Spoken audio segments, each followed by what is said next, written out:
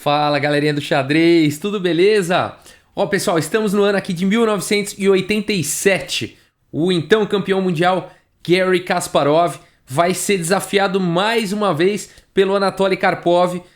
Já no ano seguinte, né? Teve que defender aí já em 86 e agora em 87 novamente. Muita gente perguntou, né? Pô, mas a FIDE deu o direito de novo do Karpov lutar pelo seu título? É o rematch do rematch, né? Que protecionismo é esse? É quase isso, ó. Teve o torneio de candidatos, tá? Para definir quem ia jogar contra o Karpov na final. A FIDE declarou que o Karpov já estava na final. Já é um baita de um protecionismo, né? Então, o vencedor do torneio de candidatos foi para a final contra o Karpov. É um absurdo realmente, mas foi o que aconteceu. E aí o Karpov ganhou de longa distância, 7,5 a 3,5. Eu não me lembro agora o nome do adversário dele. Enfim, ganhou o direito aí de jogar contra o Kasparov em 87. E, gente, mais uma vez, é aquele formato de melhor de 24 partidas, né? O empate dá o título para o Kasparov. E eu vou mostrar para vocês agora a 24ª rodada, aí a última rodada desse torneio. Antes, eu quero mostrar uma posição aqui da 23ª, da penúltima rodada aqui. Eu vou colocar na visão das pretas aqui, a visão do Kasparov, tá? Essa é a posição crítica da rodada anterior, tá? Até então estava empatado, até aqui estava empatado o match, até a rodada 22. Essa é a rodada 23, uma rodada crítica. E aqui nessa posição, pretas jogam. O Kasparov está de pretas aqui contra o Karpov. E o Kasparov tem uma alucinação, né, e faz um blunder. Acreditem se quiser, isso aqui é um consolo para todos nós capivaras, tá? Porque aqui o Kasparov joga o lance torre F3. É uma capivarada mais fundamentada, tá? Que é a ideia aqui do Kasparov? Não é que ele não viu o peão, né? Mas ele não calculou de forma precisa aqui. Por quê? O Karpov capturou a torre, então simplesmente uma torre limpa. E aí depois de torre F3, atacando aqui a dama, muito provavelmente o Kasparov deve ter calculado um lance aqui como dama E2. E aí depois de torre toma em H3 cheque, ó, rei G2, torre G3 cheque, rei H2 e D3, atacando a dama e também atacando a torre. Seria uma posição melhor para as pretas aqui, tá bom? Muito vantajosa realmente aí para as pretas. Teria que continuar aqui talvez com torre F1, e depois de D toma em E2, torre toma em F8, bispo toma em F8. Uma posição com vantagem aí para as negras, tá? Mas o que o Kasparov não viu, né? É que depois de torre toma em F3 aqui, a dama não veio para E2 e o Karpov continuou aqui com torre C7 cheque. Depois de rei H8, bispo H6, uma continuação muito precisa aí do Karpov. Depois de bispo, torre toma D3, bispo toma aqui em F8 a dama, então ambas as damas saíram do tabuleiro. Torre toma em H3 cheque, rei G2, torre G3 cheque, rei H2, torre toma em G1. Aqui o Karpov jogou o lance bispo toma em C5 e agora tá com uma peça a mais. O Karpov ainda fez o lance D3 e abandonou a partida.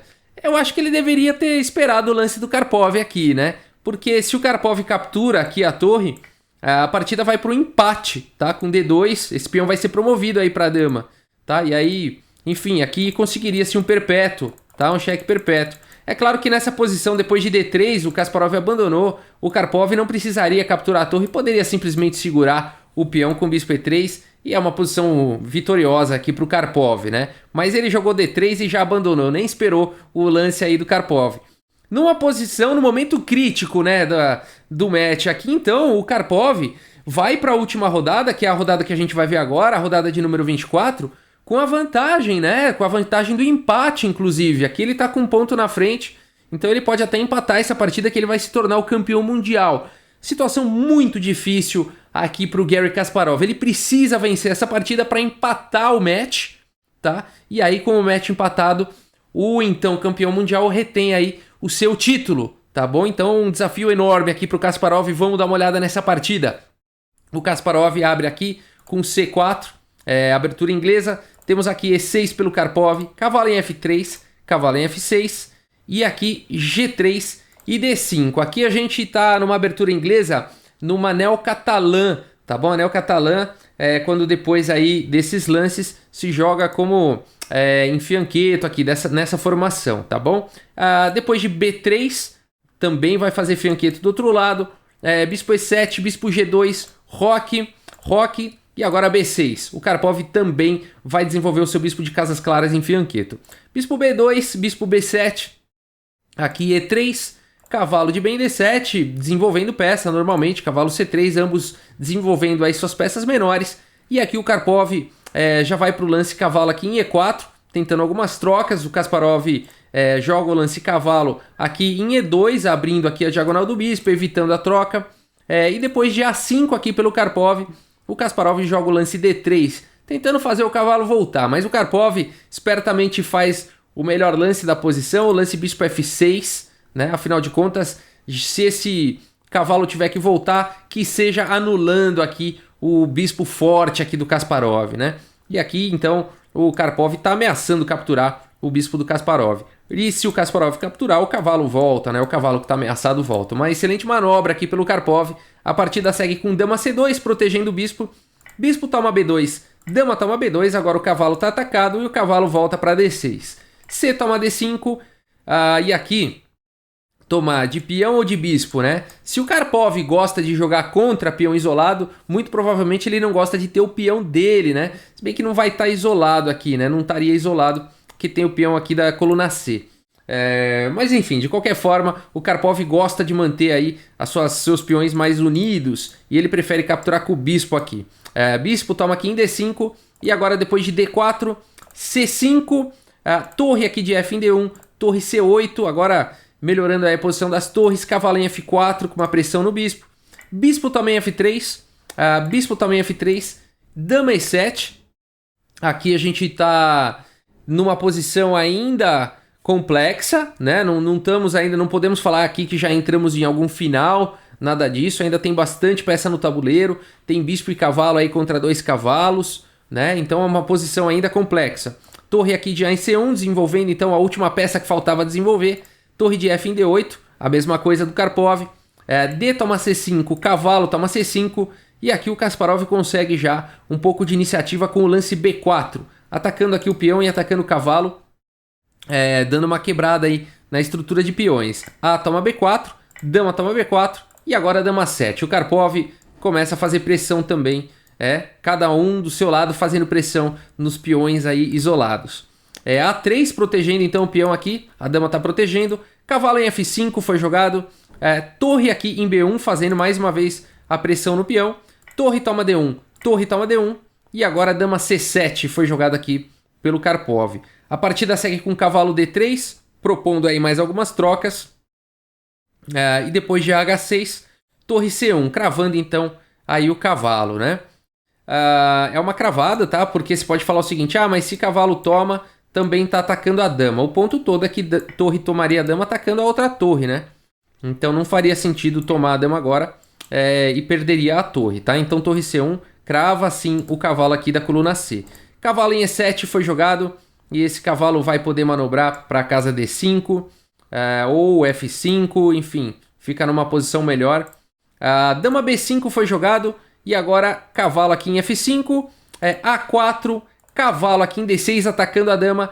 E agora, bom, a dama tem que sair desse ataque e continuar defendendo aqui o cavalo, né? Então a única casa para fazer isso, C4 não pode, o cavalo não deixa, B3 não pode, o outro cavalo não deixa, só sobrou a casa de B1, certo? Onde a dama continua protegendo o cavalo. Dama B1 foi jogado, dama em A7 e aqui o Kasparov vai para uma ideia muito interessante. A gente vai chegar, esse foi o lance 30 do Karpov, o Kasparov vai fazer o seu lance de número 31 e vale dizer que ambos os jogadores já estão maus aqui no tempo, tá? E eles ainda estão longe do lance 40, né? Pode parecer do 31 ao 40 são apenas 9 lances, mas 9 lances numa posição como essa é realmente um chão a ser percorrido. E o Kasparov vai para uma ideia muito interessante aqui, para um sacrifício de peão. Esse peão aqui da coluna A está atacado.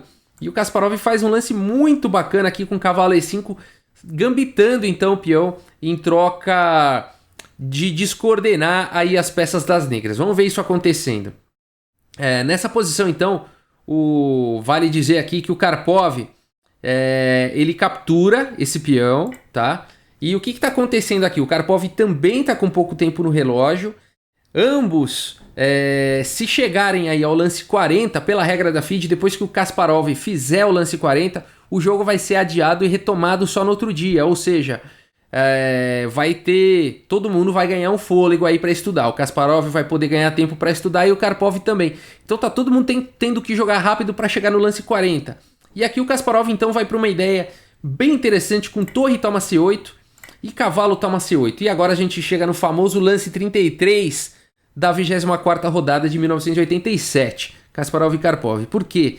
Aqui o Kasparov comenta que ele tinha dentro de si uma convicção de que ele teria compensação pelo seu peão sacrificado. Por quê? Porque o rei está com problemas, né? A dama poderá se infiltrar na posição e as peças estão bem descoordenadas, tem um cavalo muito bem colocado, um bispo bastante ativo. Então, por isso tudo, o Kasparov tem uma intuição de que a posição dele é muito boa. No entanto, o que aconteceu nesse momento aqui? O árbitro encostou no Kasparov e comentou com o Kasparov que ele não estava anotando os lances dele. Já fazia 2 jogadas que o Kasparov não estava anotando na planilha de anotação dos lances. E a regra da FIDE, ela exige que o jogador faça as anotações na planilha. Pode até perder uma partida por conta disso. E a função do árbitro é avisar, dar o aviso, né? E aí ele foi lá e avisou o Kasparov: olha, você não está anotando na planilha. E isso, de certa forma, fez o Kasparov, imagina, o foco que ele não estava, a concentração que ele não estava, a ponto dele esquecer, né? E isso assustou um pouco ele na hora, né? Tirou um pouco o foco, tirou um pouco a atenção do Kasparov. Muito pouco tempo no relógio. E aqui o Kasparov não faz o lance mais preciso, ele faz o lance dama D1, né? Com ideias aqui, claro, de entrar na posição. Mas aqui o lance mais preciso seria o lance dama B5, tá? E esse lance seria realmente muito forte, ameaçando aqui uma entrada, né? Aqui o Karpov provavelmente teria que jogar cavalo D6, atacando a dama e segurando aqui em E8. E aí depois de dama C6, ó, a posição começa a ficar complicada aqui pro Karpov, né? Ele vai ficando sobrecarregado. Teria que jogar cavalo F5, e aí dama E8, rei H7, cavalo aqui D7, bloqueando aqui a defesa de F7, ó. Cavalo C3, dama também F7. Seria uma continuação maravilhosa aqui pro Kasparov. Dama 1, cheque, rei G2. Cavalo D5, cavalo F8, cheque. Rei H8, cavalo toma aqui em E6, ameaçando já um garfo, ameaçando eliminar o defensor aqui de G7, né? Por exemplo, cavalo F6, E4. E aí, uma posição completamente vitoriosa para as brancas. Esse cavalo saindo daqui tem checkmate, né?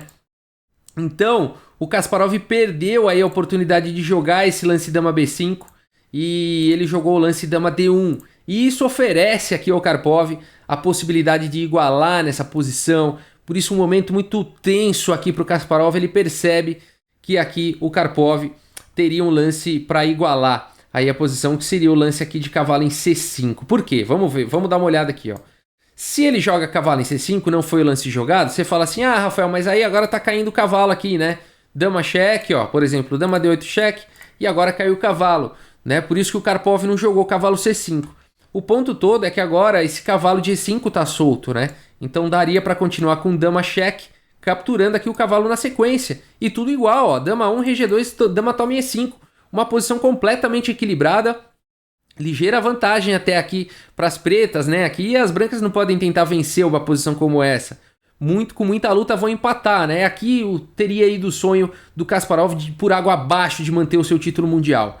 Então uma posição bem complicada e, no entanto, o lance jogado aqui pelo Karpov não foi cavalo C5 para... Enfim, isso daqui... E ele jogou aqui o lance cavalo E7, tentando salvar aqui esse cavalo. E isso foi para conforto do Kasparov, porque agora ele se sente confiante novamente. Ele sente que dá para ele ganhar de novo ali o momento para ficar melhor na partida. A gente está no lance 33. O Karpov não aproveitou essa chance de igualar e agora o Kasparov fica melhor. Dama D8 cheque, rei H7, cavalo também F7 e já dá para perceber que a posição já é melhor aqui para o Kasparov. Cavalo G6, dama aqui em E8, protegendo o cavalo, atacando em E6, dama E7... E agora dama toma aqui em A4, dama toma em F7. E com essa troca aí de peças, A gente agora sim está entrando no final, né? De 4 peões contra 4 peões. No entanto, a estrutura de peões aqui das negras tá ruim e o rei não tá muito bem protegido, vamos falar assim, né? A vez do Kasparov jogar, lance 38, o bispo tá atacado, bispo em E4, fazendo uma pressão nessa diagonal, rei G8 e agora dama B5, cavalo aqui em F8 e dama toma B6, lance de número 40. Essa é a posição então em que o jogo foi adiado. O Kasparov comenta que ele fez muito bem de ter descansado muito na noite anterior, porque essa será uma noite muito longa, de muito trabalho, de muito estudo. Por quê? A gente tem um final aqui no tabuleiro, bispo contra cavalo, 4 peões contra 3 e damas no tabuleiro, né? É uma posição muito complicada, né? Claro que as brancas têm que tentar forçar uma vitória numa posição como essa, mas não é fácil, né? Muitas vezes um peão a mais não é suficiente para uma vitória, pode levar a um empate. Então, uma noite longa e extenuante ali para os dois, né, jogadores, vale dizer. E o Kasparov, na perspectiva dele, né, de reter o seu título, ele é o campeão mundial, ele é o então campeão mundial. Ele comenta isso da longa noite que ele teve aí de estudos. Retomada a partida, então, aqui o Karpov faz o lance dama F6 e o Kasparov continua aqui com dama B5, dama E7, rei G2. Aqui o Kasparov sabe, pelos estudos dele, que ele pode levar essa posição ad eternum, vamos falar assim, né? Ele pode jogar com muita calma, com muita tranquilidade. A posição das brancas é sólida e as pretas vão ter que em algum momento fazer algum erro, fazer alguma coisa, porque elas estão tendo que se defender aqui na posição, né? Segurar esse peão que está sozinho, né? Tentar proteger o rei. Em algum momento, as pretas vão ter que fazer algum lance e o Kasparov vai poder ir melhorando sua posição pouco a pouco. Vamos ver isso acontecendo. G6 foi jogado aqui pelo Karpov e tem um comentário interessante sobre esse lance. O Kasparov comenta que ele e a equipe dele que analisaram esse final sabiam que as pretas não poderiam fazer esse lance G6, comprometendo já essa estrutura de peões, né? Afinal de contas, os peões não podem voltar. E isso poderia ter sido postergado ou nem jogado. E o Kasparov comenta que agora ele cria mais uma fraqueza, agora ele tem que se defender, né? Agora de outra forma. Vai ter que tentar esse peão pode ficar um peão fraco, pode virar um alvo agora, né? Então o Kasparov comenta isso e isso dá muita confiança pro Kasparov na hora que o Karpov joga o lance G6, porque ele percebe que o Karpov não deve estar seguindo as recomendações de análise da equipe dele, ou deve estar psicologicamente abalado. Enfim, a análise mostrava que esse lance não deveria ser jogado e ele jogou. Aqui o Kasparov já percebe que tem coisa no ar. A partida segue ainda com dama 5, dama G7, dama C5. Aqui o Kasparov não tem pressa, ele vai esperar pelo erro do Karpov. Dama F7, H4, H5, dama C6. O Kasparov comenta também que o Karpov em algum momento levanta da mesa, começa a andar pelo palco, e a expressão no rosto do Karpov, quando ele olha nos olhos do Kasparov, o Kasparov já sentiu que ali o Karpov estava psicologicamente derrotado. Agora era questão de fazer isso acontecer no tabuleiro, e não é fácil. Dama E7 foi jogado, bispo D3, dama em F7, dama D6, pouco a pouco aí rei G7, E4, né? Pequenos avanços, conseguiu um H4, conseguiu um E4, quem sabe E5, vamos ver. Rei G8, bispo C4, olha a sobrecarga, né? Todo mundo tendo que defender aqui o peão de E6, rei G7, dama E5, cheque, rei G8, dama D6, rei G7, repetindo aí alguns lances, bispo B5, rei G8, bispo C6, dama A7, dama B4, dama C7, dama B7, propondo aí as trocas, dama D8, E5, mais um pequeno avanço na posição, pouco a pouco, né? Dama A5, bispo E8, fazendo pressão aqui em G6, agora também controlando a casa de F7, dama C5, dama F7, cheque, rei H8, bispo em A4, e de A4 esse bispo vai querer no futuro, né? Se essa dama permitir vir para essa diagonal. Dama D5, cheque, rei H2, dama C5, bispo B3, dama C8 protegendo aqui o peão de E. E agora bispo D1, dama C5, rei G2. Pessoal, vocês viram com que paciência que você tem que jogar um final desse, né? De forma precisa, paciente. Mas depois de tanta tortura aqui, o bispo finalmente vai conseguir proteger aqui o rei nessa diagonal, né? Vai poder jogar aqui com o bispo em E4, aonde vai manter uma pressão aqui em G6, e aí é questão de tempo. Pode jogar depois com F3, rei H3, enfim, vai melhorando a posição. E claro que tudo é muito devagar, claro que vai ter ainda muito cheque de dama, né? Mas aqui o Karpov não aguenta mais essa tortura. Ele já tá psicologicamente abalado e, enfim, ele sai da mesa e depois o pessoal anuncia que o Karpov abandonou aí a partida. E com isso, Kasparov, mais uma vez, depois de muita luta, depois de muito trabalho, uma pressão absurda nessa partida, ele precisava vencer. Ele conseguiu então, mais uma vez, ficar com o seu título de campeão mundial. E ele conta que agora fica um pouco mais aliviado, porque depois aqui dessa vitória de 87, ele teria pelo menos mais 3 anos como campeão mundial. Dá pra ele respirar, acabou aquela afobação, né? A FIDE de todo jeito tentando fazer o Karpov voltar, né? E pelo menos essa é a impressão que fica, né? E então o Kasparov agora dá uma respirada, né? Consegue manter o seu título a contragosto aí de muita gente, né? Teve que vencer não só o Karpov, mas muita coisa aí para conseguir esse título. Uma excelente vitória aqui do Kasparov. Rafael, me mostra como é que é a técnica de vencer um final desse. Tá bom, não é fácil, tá, gente? Vamos ver aqui uma possível continuação. Dama aqui, cheque. A ideia é que agora de bispo F3 vai dominar essa diagonal, não vai mais ter cheques. Dama C5, agora bispo E4, fazendo pressão em G6. Dama B4, atacando aí o bispo F3, defendendo. Dama D2, cheque, rei H3. Dama H6, F4, avançando com os peões. Dama G7 pode trocar, dama toma G7, rei toma G7, e a gente tem um final aqui de 4 peões contra 3, bispo contra cavalo.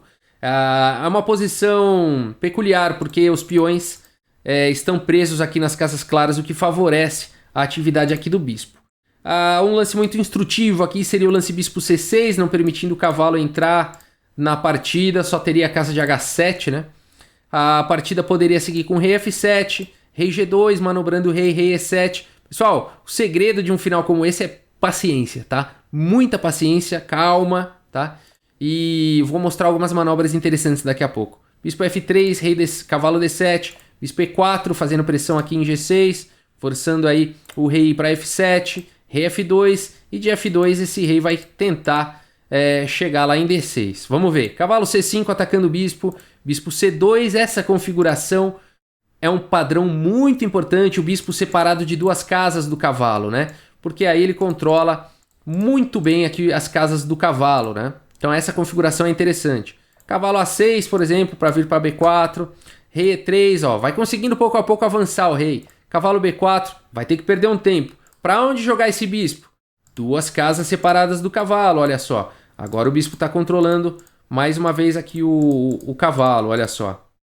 Legal. Rei G7, rei D4, ó, conseguindo mais um avanço. Cavalo A2, rei C5, cavalo C1. De C1 ele quer vir para E2 e bater no peão. Dá para melhorar a posição do rei agora. Rei F7 defendendo. E aqui dá para jogar até uma manobra interessante com o bispo B1, deixando então o peão de G3. Depois de cavalo E2, rei D7, cavalo toma G3. E agora um lance muito instrutivo aqui da posição. Antes de jogar aqui um lance como o bispo A2 para atacar peão, primeiro o bispo D3, mais uma vez o bispo distante de 2 casas do cavalo. E aí forçando aqui, esse cavalo não tem muitas casas, né? Se jogar aqui em F5, bispo toma aqui em F5, ganha imediatamente, tá? G toma em F5, rei D6, e aí não tem mais como proteger aqui o peão de E6. Legal, né? Então, por isso que bispo aqui em D3 seria um lance fantástico nessa posição, bem instrutivo para tentar, para vencer, para forçar a vitória aqui. Aqui a vitória é forçada.